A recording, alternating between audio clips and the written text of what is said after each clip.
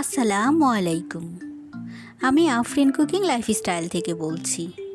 হাজির হয়েছি বরাবরের মতো আপনাদের মাঝে মজাদার একটা রেসিপি শেয়ার করব। আজকে তৈরি করব স্পাইসি পাস্তা।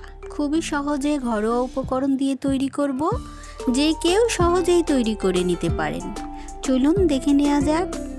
এখানে পানি দিয়েছি প্রায় 1 লিটারের মতো, সামান্য লবণ আর রেগুলার তেল দিয়ে পানিটাকে ভালো করে বলকে নিয়েছি। মেজারমেন্ট কাপের 1 কাপ দিয়ে দিচ্ছি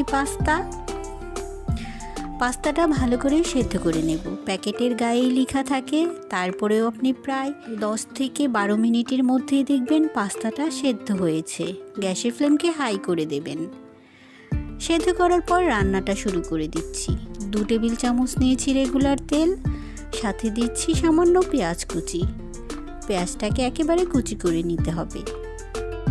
দিয়ে দিলাম 1 চা চামচ রসুন পেস্ট। পরিমাণ মতো দিচ্ছি লবণ। 2টো টমেটোকে পেস্ট করে নিয়েছি ব্লেন্ড করে। গ্যাসের ফ্লেমকে মিডিয়াম করে একটু কষিয়ে নেব। আমি এখানে বোনলেস চিকেন নিয়েছি ছোট ছোট টুকরো করে, প্রায় 200 গ্রামের মতো। এখন চিকেনটাকেও দিয়ে দেব। দিয়ে দিলাম 1 টেবিল চামচ সয়া সস, সাথে দিচ্ছি 1 টেবিল চামচ টমেটো কেচাপ।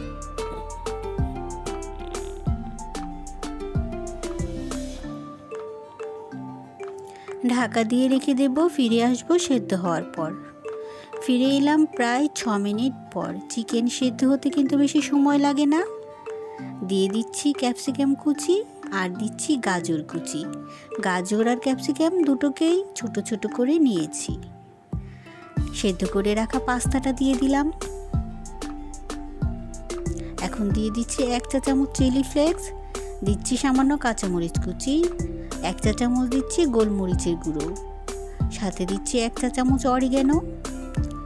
এখন দিয়ে দিচ্ছি প্রায় 3 টেবিল চামচের মতো টমেটো কেচাপ। গ্যাসের ফ্লেমকে হাই করে প্রায় 2 মিনিট রান্না করে নেব।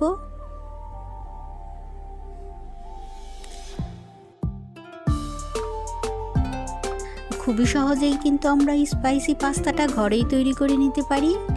যদি আমার এই সহজ রেসিপিতে পাস্তা ভালো লাগে, তাহলে বাড়িতে অবশ্যই বানিয়ে নেবেন আর আমার চ্যানেলকে সাবস্ক্রাইব করে আমার পাশেই থাকবেন।